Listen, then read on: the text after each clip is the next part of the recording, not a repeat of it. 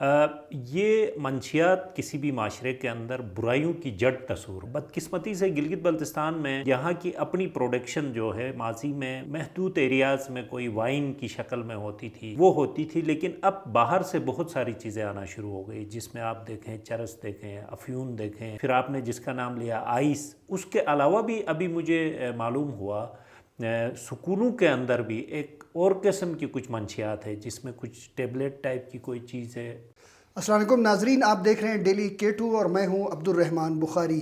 گلگت بلتستان میں بہت سے سماجی مسائل ہیں اور ان میں سے ایک جو اس وقت ہمارے سامنے ہے ان میں سب سے جو تیزی سے معاشرے میں نوجوانوں کو اپنی لپیٹ میں لے رہا ہے اس میں گلگت بلتستان میں منشیات کا بڑھتا ہوا استعمال ہے۔ اور اگر ہم منشیات میں سے بات کریں تو گلگت بلتستان میں آئس کا نشہ جو ہے وہ تیزی سے بڑھ رہا ہے، نوجوان نسل کو تباہ کر رہا ہے، اور اس صورتحال پر بات کرنے کے لیے اور کچھ اور ایشوز پر بات کرنے کے لیے آج ہمارے ساتھ موجود ہیں اسرار الدین اسرار صاحب۔ آپ ریجنل کوارڈینیٹر ہیں human rights commission of Pakistan کے۔ اسرار صاحب بہت بہت شکریہ، آپ نے وقت دیا۔ اسرار صاحب، جیسا کہ میں نے بتایا گلگت بلتستان میں منشیات مختلف قسم کی تو پہلے سے یہاں نوٹس میں آتی رہی ہیں، بنتی ہیں، کہیں پہ بکتی ہیں، اور اب جو ہے ایک انتہائی خطرناک قسم کا جو نشہ ہے آئس، اس کا استعمال بڑھ رہا ہے۔ کیا دیکھتے ہیں معاشرے پہ، جی بی کے معاشرے پہ، یہاں کے نوجوان نسل پہ اس کے کیا اثرات آپ کو دکھائی دے رہے ہیں؟ بہت شکریہ بخاری صاحب آپ کا اور ڈیلی K2 کا، اور جو آپ نے سوال پوچھا یہ بہت اہم ہے، یہ بڑا گمبھیر مسئلہ ہے اور بہت اہم مسئلہ ہے۔ آپ نے دیکھا ہماری پولیٹیکل پارٹیز کے کچھ ہیڈس نے بھی اس پہ بات کی، حافظ عبد الرحمن صاحب نے پچھلے دنوں اس پہ بات کی۔ یہ منشیات کسی بھی معاشرے کے اندر برائیوں کی جڑ تصور ہوتی ہے کہ باقی ساری برائیاں، کرائم، اچھا مینٹل ہیلتھ کے ایشوز، وائلنس سماج کے اندر جو بھی ہوتا ہے، تشدد پسندی وغیرہ، اس کا براہ راست تعلق منشیات سے ہوتا ہے۔ بدقسمتی سے گلگت بلتستان میں یہاں کی اپنی پروڈکشن جو ہے ماضی میں محدود ایریاز میں کوئی وائن کی شکل میں ہوتی تھی یا جو ڈسٹلڈ قسم کی ایک لوکل شراب ہوتی تھی وہ ہوتی تھی، لیکن اب باہر سے بہت ساری چیزیں آنا شروع ہو گئی، جس میں آپ دیکھیں چرس دیکھیں، افیون دیکھیں، پھر آپ نے جس کا نام لیا آئس، اس کے علاوہ بھی ابھی مجھے معلوم ہوا سکولوں کے اندر بھی ایک اور قسم کی کچھ منشیات ہے جس میں کچھ ٹیبلٹ ٹائپ کی کوئی چیز ہے، ان ساروں کے نام ہمیں نہیں آتے، لیکن یہ کثرت سے پائے جاتے ہیں، نشے کے طور پہ نشے کے طور پہ۔ خوفناک صورتحال یہ ہے کہ باہر کے جو نوجوان جو سکولوں سے باہر ہیں یا معاشرے کے اندر ہیں ان میں تو یہ سرایت کر گیا ہے، اب سکولوں کے اندر، تعلیمی اداروں کے اندر یہ سرایت کر گیا ہے، تو خوفناک صورتحال ہے۔ بخاری صاحب، بنیادی طور پہ دیکھیں دنیا بھر میں منشیات استعمال کرنے والے کو سزا اتنی نہیں دی جاتی ہے جتنی منشیات کی سمگلنگ کرنے والے کو، یا جس کو ہم ڈرگ ٹریفکنگ کہتے ہیں۔ ڈرگ ٹریفکنگ ایک بڑا کرائم ہے اور اس کا ایک بڑا نیٹ ورک ہے، اور ظاہری بات ہے اس کے اندر فوری طور پہ مالیاتی فائدہ ہوتا ہے کہ آپ ڈرگس کسی جگہ سے دوسری جگہ پہنچاتے ہیں تو ایک بڑا مالیاتی فائدہ ہوتا ہے، تو بہت سارے لوگ انوالو ہو جاتے ہیں، اور جو لوگ منشیات استعمال کرتے ہیں ان کی بھی انوالومنٹ اس کے اندر ہوتی ہے، اور جو لوگ مافیاز ہوتے ہیں پیچھے بیٹھے ہوتے ہیں ان کی بھی اس کے اندر انوالومنٹ ہوتی ہے۔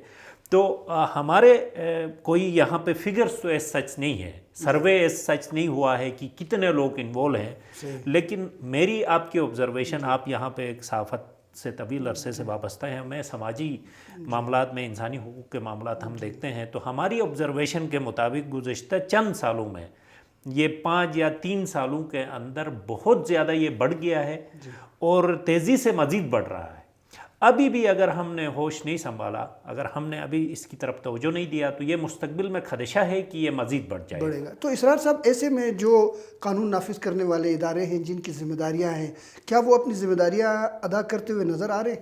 دیکھیں، اس کے لیے دنیا بھر میں ایک میکینزم بنایا جاتا ہے۔ ہمارے یہاں یہ جو نارکوٹکس فورس ہے، یہ اس کا ایک آفس یہاں پہ موجود ہے، ان کے پاس ریسورسز نہیں ہے، ہیومن ریسورس بھی نہیں ہے اور فائنینشیل ریسورس بھی نہیں ہے۔ دوسری طرف اب ایک کوآرڈینیٹڈ ایک مطلب ایفرٹ کی ضرورت ہوتی ہے، اس میں صرف نارکوٹکس فورس کا کام نہیں ہے، پولیس کی، ایڈمنسٹریشن کی، لا انفورسمنٹ، تمام جو ایجنسیز ہوتی ہیں ان کو ملا کے ایک ایفرٹ کرنے کی ضرورت ہے۔ ہمارے ملک میں نیشنل ایکشن پلان موجود ہے، پالیسی بھی اس کے اوپر بنی ہے، ڈرگ پالیسی بھی، جی بی میں کوئی پراپر اس کے اوپر لیجسلیشن یا پالیسی ابھی تک نہیں بنی ہے۔ کچھ ایفرٹس ذاتی طور پہ کچھ افراد آپ کی طرح جو سماجی خدمات کرتے ہیں انہوں نے کی ہے، لیکن اب اس کی ضرورت یہ ہے کہ گورنمنٹ لیول پہ ایک باقاعدہ کوآرڈینیٹڈ اور انٹیگریٹڈ قسم کی ایفرٹ کے لیے سب کو سر جوڑ کے بیٹھنے کی ضرورت ہے۔ اور یہ جو نارکوٹکس فورس ہے اس کی کیپیسٹی بلڈنگ کرنا ہے اور اس کو فائنینشیل اور ہیومن ریسورس پرووائڈ کرنا ہے، اور ساتھ میں ہماری پولیس کی بھی اس کے حوالے سے ٹریننگ کرنی ہے۔ اور جو لاز ہیں آپ دیکھیں گے کہ ڈرگ کورٹس ہوتے ہیں، ہمارے یہاں ڈرگ کورٹس الگ سے نہیں ہیں، ضرورت کے تحت چیف کورٹ جو ہے وہ کسی ایک جج کو یہ ذمہ داری جو مطلب ماتحت عدالتیں ہیں ان میں سے کسی جج کو وہ دیا جاتا ہے، اس کی ذمہ داریاں دی جاتی ہیں، جو کہ ناکافی ہے۔ اس کو پورا الگ سے دیکھنے کی ضرورت ہے۔ اور جس طرح میں نے آپ کو بتایا کہ یہ صرف ڈرگس کا معاملہ نہیں ہے، یہ ہم عام طور پہ یہ دیکھتے ہیں کہ یہ چند لوگ ہوں گے جو نشہ کرتے ہیں، نہیں، اس کے پیچھے کرائمز کی ایک پوری لائن ہوتی ہے۔ بالکل۔ اور ہمارے یہاں آپ دیکھیں کہ WHO کے مطابق پاکستان میں مینٹل ہیلتھ کا ایشو بہت بڑھ گیا ہے، تو اب ایک آدمی بہت پریشان ہے تو اس کو آسانی سے ڈرگس کے پیچھے لگایا جا سکتا ہے۔ تو یہ بہت سارے جرائم اور بہت سارے سماجی مسائل کے ساتھ یہ جڑا ہوا ہے۔ بالکل، ایسے کئی ایسے جرائم میں ہم نے دیکھا کہ جو ملزمان تھے وہ آئس کے نشائی تھے یا وہ مختلف قسم کے نشے کرنے والے لوگ تھے۔ اسرار صاحب، گلگت بلتستان اسمبلی کیا کردار ادا کر سکتی ہے اس معاملے میں؟ دیکھیں، بہت اہم کردار ادا کر سکتی ہے، اور لیجسلیشن کے پاورز ہیں ہماری گلگت بلتستان اسمبلی کے پاس۔ دو چیزیں ان کو کرنا ہوگا، ایک تو یہ پراپر اس کے اوپر لیجسلیشن کرے اور اس کے ساتھ ایک پالیسی بنائے، اس کی امپلیمنٹیشن کے لیے میکینزم بنانا ہوگا۔ میں ہمیشہ یہ گلہ کرتا ہوں، ہماری اسمبلی لیجسلیشن کرنے کے بعد بھول جاتی ہے۔ اسمبلی کے پاس سلیکٹ کمیٹیز موجود ہیں، پورا ایک اکاؤنٹیبلٹی کا میکینزم موجود ہے، تو اس کی امپلیمنٹیشن کے لیے بھی اسمبلی کی طرف سے ہونا چاہیے۔ ابھی تو ہمارا نذیر صاحب لا نوئنگ بھی ہے اور سپیکر ہے، تو ان سے ہم یہ ایکسپیکٹ کرتے ہیں کہ آپ صرف لیجسلیشن تک محدود نہ رکھیں، اس کو لیجسلیشن کرنے کے بعد اس کی امپلیمنٹیشن کے میکینزم کو اوور سی کریں اپنی کمیٹیز کے ذریعے، اسمبلی کی کمیٹیز کے ذریعے، تب جا کے اس کے اوپر کوئی ایکشن ہو سکتا ہے۔ اور موجودہ جو چیف سیکرٹری ہیں ان سے بھی ہماری یہ گزارش ہوگی کہ وہ اس ایشو کی طرف توجہ دے دیں۔ ایک طرف ایجوکیشن کی طرف وہ کوشش کر رہے ہیں، اور ہمیں یہ اطلاع ہے باقاعدہ طور پہ کہ تعلیمی اداروں کے اندر یہ سرایت کر گیا ہے، کچھ تعلیمی اداروں سے یہ شکایت ریسنٹلی موصول ہوئی ہے۔ ایسا نہ ہو کہ مستقبل میں یہ ہمارے ہاتھ سے نکل جائے، یہ مسئلہ ہم کنٹرول نہیں کر پائیں گے، ابھی بھی وقت ہے، ہمیں اس کے اوپر توجہ دینے کی ضرورت ہے۔ اسرار صاحب، جہاں اگر ہم منشیات کی بات کرتے ہیں تو وہاں گلگت بلتستان میں دیکھنے میں آ رہا ہے کہ جو سائبر کرائم ہے یہ بھی تیزی سے بڑھ رہا ہے۔ آپ لوگوں کے نوٹس میں ایسی چیزیں آ رہی ہیں؟ جی بالکل ہے، ہمارا ایک تو ورکنگ ریلیشن ہے سائبر کرائم رسپانس جو یونٹ ہے یہاں پہ گلگت میں FIA کا، ہم اکثر کیسز ان کو بھی بھیجتے ہیں۔ ہمارے پاس ایک کمپلینٹ سیل ہے ہمارے ادارے کا، وہاں بھی لوگ کمپلینٹس کرتے ہیں، اور اس میں خاص طور سے ہم نے یہ دیکھا کہ سائبر کرائم کا جو ریشو ہے گزشتہ یہ بھی 1-2 سالوں میں بہت بڑھ گیا ہے، چونکہ بہت ساری چیزیں شفٹ ہو گئی آن لائن۔ آپ نے دیکھا صحافت بھی یہاں شفٹ ہو گئی، ایون جوڈیشری بھی آن لائن اس کی طرف شفٹ ہو گئی، تو کرائم بھی شفٹ ہو گیا ہے۔ اب کرائم کی دنیا جو ہے وہ ایک پوری دنیا ہے آن لائن جہاں پہ کرائم ہوتا ہے، اور ہراسمنٹ کے ریسنٹلی جو کیسز آپ کے سامنے آ گئے یہ تواتر سے ہونے لگے ہیں، اور یہ مزید بڑھ جائیں گے۔ اس کے لیے ہمارے پاس تیاری نہیں ہے، ہمارے پاس پھر یہ میں آپ کو بتاؤں گا سائبر کرائم کے جو کورٹس ہیں، سائبر کورٹس کہتے ہیں، وہ موجود نہیں ہے۔ FIA کا جو سائبر کرائم رسپانس ونگ ہے یہاں پہ، ان کو بہت اچھی ٹریننگ، فائنینشیل اور ہیومن ریسورس دینے کی ضرورت ہے، وہ بھی ان کے پاس پورا نہیں ہے۔ اور بدقسمتی سے یہ ہے کہ اوورآل لوگوں کو اس کے بارے میں اویئرنیس نہیں ہے، موبائل کا کیسے استعمال کرنا ہے، نیٹ کا کیسے استعمال کرنا ہے، الفاظ کا چناؤ کیا ہوگا، امپرسونیشن کیا ہوتی ہے کہ ایک آدمی، ہم یہ سمجھتے ہیں آپ کی تصویر کے ساتھ ایک اکاؤنٹ میرے سامنے آیا، مجھے فرینڈ ریکویسٹ آتا ہے، میں 2 منٹ کے لیے بھی یہ نہیں سوچتا ہوں کہ یہ بخاری صاحب کا اکاؤنٹ ہے یا یہ فیک اکاؤنٹ ہے، کبھی میں آپ کو فون اٹھا کے آپ سے یہ نہیں پوچھتا ہوں بخاری صاحب ایک ریکویسٹ آئی ہے اس اکاؤنٹ سے، یہ آپ کی ہے، یہ آپ کی ہے. بالکل. آپ نے درجنوں دفعہ دیکھا ہوگا ہمارے یہاں لوگوں نے ریکویسٹ مطلب فیس بک میں اپنی پوسٹ میں دیتے ہیں کہ یہ میرا اکاؤنٹ نہیں ہے، فیک ہے. تو یہ بڑا ایزی ہو گیا، آپ کی تصویر لگا کے کوئی بھی فیک اکاؤنٹ بنا سکتا ہے.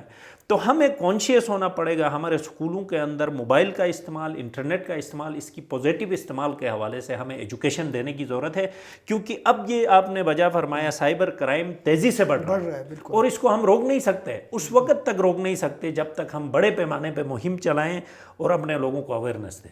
اچھا اسرار صاحب، اگر ہم گلگت بلتستان میں بچوں کے حقوق کی بات کریں تو صورتحال کیسے دیکھ رہے ہیں آپ؟ دیکھیں بچوں کے حقوق بھی ان چیزوں کے ساتھ جڑے ہوئے ہیں، لیکن الگ سے ہم دیکھیں تو بے نظیر انکم سپورٹ پروگرام کا جو سوشو اکنامک سروے ہوا ہے پچھلی دفعہ 2021 یا 22 کا ہے، اس میں یہ بتایا گیا کہ 1.5 لاکھ بچے گلگت بلتستان میں بچوں کے عمر کی جو تعداد ہے وہ کوئی 5.5 لاکھ بچے ہیں گلگت بلتستان میں 18 سال سے کم عمر کے. ان میں سے 1.5 لاکھ بچے آؤٹ آف سکول ہیں، مطلب 1.5 لاکھ ہمارے بچے سکول نہیں جا رہے ہیں.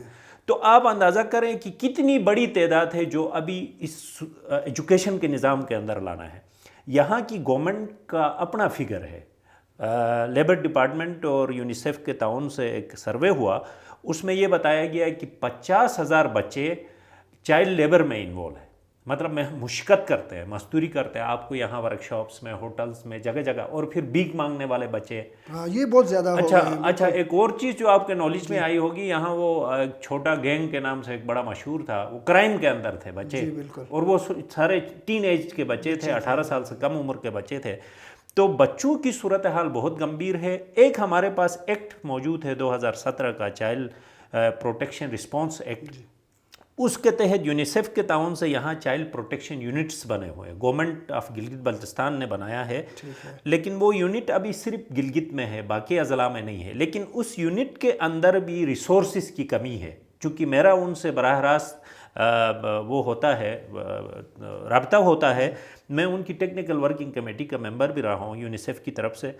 اب اس کے اندر یہ ہے کہ اس چائلڈ پروٹیکشن یونٹ کو فنکشنل کرنا ہے اور لوگوں میں اعتماد بحال کرنا کے لیے ایک پوری مہم چلانے کی ضرورت ہے. تو ان کے پاس کیسز نہیں آتے ہیں، وہ ان ساری چیزوں کو نہیں دیکھ پا رہے ہیں. تو اس کو امپاور کرنے کی ضرورت ہے، تھوڑا اوپر بڑھانے کے لیے ریسورسز چاہیے.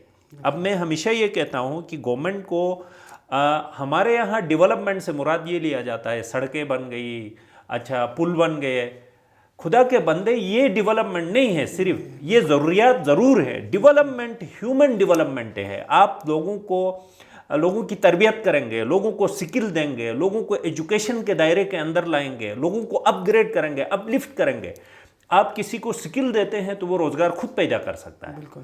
آپ اگر سکل نہیں دیں گے تو نہ آپ اس کو اکنامک امپاورمنٹ دے سکتے ہیں، نہ آپ اس کو فائنینشلی امپاور کر سکتے ہیں، نہ اس کو مینٹلی امپاور کر سکتے ہیں، نہ رائٹس کے حوالے سے امپاور کر سکتے ہیں.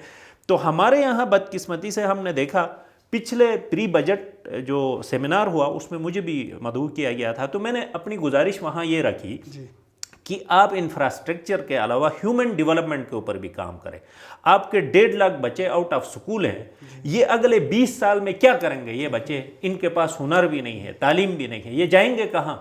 آپ ان کو کیسے مینیج کریں گے؟ اگر یہ اتنی بڑی تعداد میں بچے ڈرگس کی طرف گئے، کرائم کی طرف گئے، آپ کی سماج میں تو بہت تکلیف، مسائل پیدا ہوں گے. تو یہ مینجمنٹ ہوتی ہے. تو بجٹ آپ بناتے وقت اس چیز کا مد نظر رکھیں کہ ہیومن ڈیولپمنٹ، آپ سکل دے دیں لوگوں کو.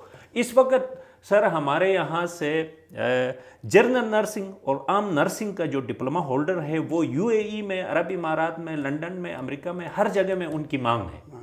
اگر یہاں سے ہم اس طرح کے ایک نرسنگ سکول یہاں بنائیں، ہم ایک ٹیکنیکل کالج یہاں بنائیں، انجینئرنگ کالج یہاں بنائیں، تو سکلفل لوگ پیدا ہوں گے. تو ضروری نہیں ہے کہ ان کو گلگت بلتستان میں ہم جاب دے دیں، وہ باہر کی دنیا میں جا سکتے ہیں. تو اس چیز کو تھوڑا سا ہمارے جو پالیسی میکرز ہیں، ہمارے پلاننگ کرنے والے لوگ ہیں، ان کو تھوڑا اپنا دماغ اس طرف شفٹ کرنا ہوگا. اور ہمارے سیاسی لوگوں کو اب یہ جو انفراسٹرکچر ڈیولپمنٹ کے اوپر انہوں نے طویل عرصے سے اپنا فوکس رکھا ہے، اس کو تھوڑا شفٹ کرنا ہوگا ادھر. ہاں ٹھیک ہے، میں یہ نہیں کہتا انرجی کرائسس ہے، بجلی ہمیں پیدا کرنا ہے، بہت ضروری ہے، ہمیں روڈ بھی چاہیے، ہمیں पुल भी चाहिए, सारी चीज़ें चाहिए, लेकिन हमें सबसे ज़्यादा जो चीज़ चाहिए वो लोगों की अपलिफ्टमेंट है। उसके लिए मनसूबबंदी के उसके लिए मनसूबबंदी करते हैं। तो इसको बैलेंस जब तक हम नहीं करेंगे, खाली रोड से या खाली पुल से हमारी तरक्की नहीं होगी। इसरार साहब बहुत बहुत शुक्रिया, आपके साथ बड़ी सैर हासिल गुफ्तगू हुई। बिलाशुबा नाजरीन, जिन मसाइल का आज की इस नशिस्त में तज़किरा हुआ, ये गिलगित बल्तिस्तान के माशरे के लिए एक इंतहाई तशवीशनाक सूरत हाल है, और इसके हल के लिए, इन मसाइल पर काबू पाने के लिए गिलगित बल्तिस्तान हुकूमत को, मुतलका इदारों को और माशरे के हर फ़र्द को अपना किरदार अदा करने की ज़रूरत है। अपने मेज़बान अब्दुर्रहमान बुखारी को इजाज़त दीजिएगा। अल्लाह हाफ़िज़।